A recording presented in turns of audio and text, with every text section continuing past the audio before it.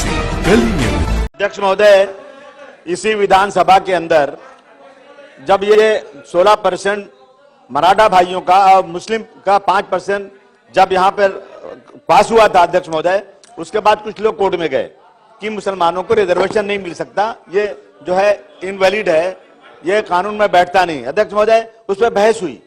यहाँ कोई धर्म के नाम पर मांग ही नहीं रहा है। अध्यक्ष महोदय, जब वहां बहस हुई, दोनों तरफ के वकीलों में बहस हुई, जब जज साहब ने फैसला किया तो जज साहब पढ़े लिखे, ऐसा नहीं कि जज को नहीं मालूम कानून क्या है, क्या कानून में बैठता है। उन्होंने कहा 5% मुसलमानों के एजुकेशन में तुरंत दे देना चाहिए। उसके बाद बार बार ये बात कही जा रही है कि धर्म के नाम पर नहीं, धर्म के नाम पर मांग कौन रहा है? अरे भाई, जो लोग पढ़े लिखे हैं उन्होंने कहा है। अध्यक्ष महोदय, इसके पहले सरकारों ने कई एक कमीशन बिठाया, एक जो है रंगनाथ मिश्रा कमीशन बैठा, एक महाराष्ट्र सरकार ने एक महमूदुर रहमान कमीशन बिठाया, दिल्ली में एक कमीशन बिठाया गया। अध्यक्ष महोदय, इन सब कमीशन ने कहा कि मुसलमानों को 10% रिजर्वेशन देना चाहिए, धर्म के नाम पर नहीं, बल्कि 50 जातियां जो पिछड़ी जातियां उसके नाम पर। अध्यक्ष, मेरा कहना है कि मैं 16% मराठा भाइयों के रिजर्वेशन को पूरा का पूरा सपोर्ट करते हुए मैं तमाम लोगों से गुजारिश करता हूं कि हमारे 5% को भी आप जो है ना उसको सपोर्ट करिए। अध्यक्ष, मेरा कहना है कि जब तक कानूनी दावपेच खत्म नहीं होता उस वक्त तक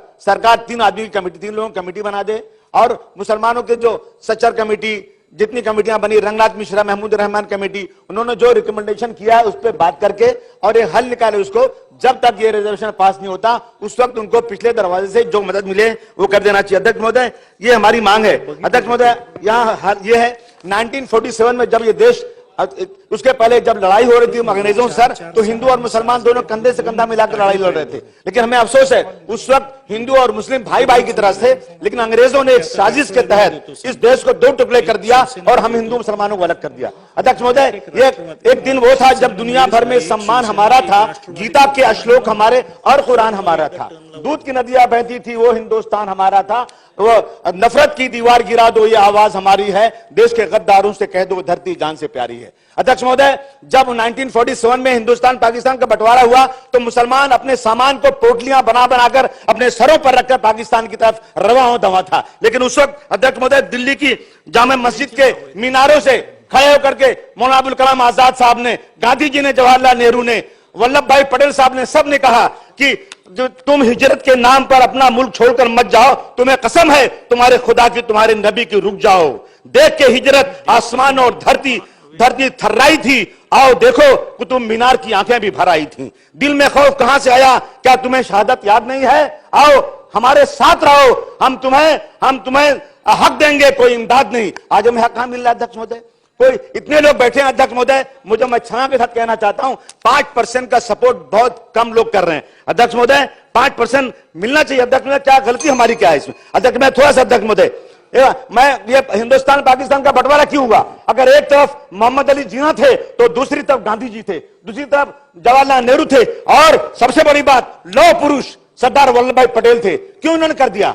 गांधी जी ने कहा कि मेरी लाश पर हिंदुस्तान पाकिस्तान बनेगा, बन गया। मौलाना अबुल कलाम आजाद ने कहा था उस वक्त सर कि मेरी लाश पर हिंदुस्तान पाकिस्तान बनेगा। उन्होंने कहा अगर आसमान से कोई फरिश्ता उतर कर आ जाए, कोई देवता उतर कर आ जाए, ये कहे कि मैं आपको एक दिन में हिंदुस्तान की आजादी दे दूंगा, लेकिन इस आजादी के बदले में हिंदू और मुस्लिम की एकता को आसमान पर लेकर चला जाऊंगा।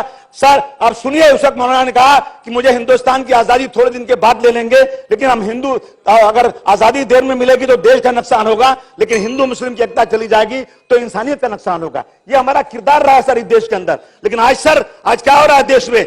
आज देश में सिर्फ हिंदू और मुस्लिम के नाम पर देश को बांटा जा रहा है। और तय करें हम लोग, इंसानियत को अपने पास हमें रखना है, इंसानियत को खत्म नहीं करना है। अध्यक्ष महोदय, मैं बताऊं आपको अध्यक्ष महोदय, जहां सियासत, जहां राजनीति, सियासत मजहबी मसलों को, धार्मिक मसलों को देश को शांत करे वो देश महान होता है।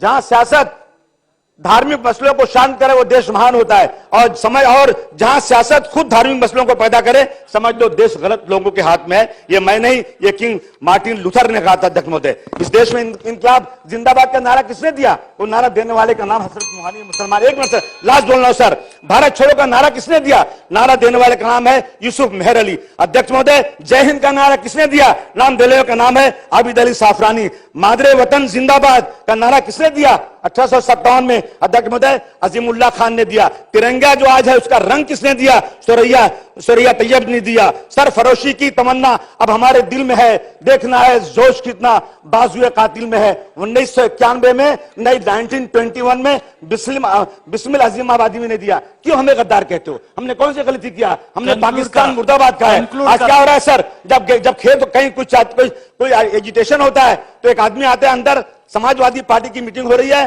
पाकिस्तान जिंदाबाद बोल के भाग जाता है। मीडिया में चारों तरफ कि समाजवादी पार्टी पाकिस्तान जिंदाबाद बोलती है। अच्छा, मैं लास्ट बोल रहा हूं अध्यक्ष महोदय, और उसके बाद पकड़ा जाता है बीजेपी का आदमी और उसके बाद केस होता है, उसने बोला पाकिस्तान जिंदाबाद। ये क्या है सर देश में?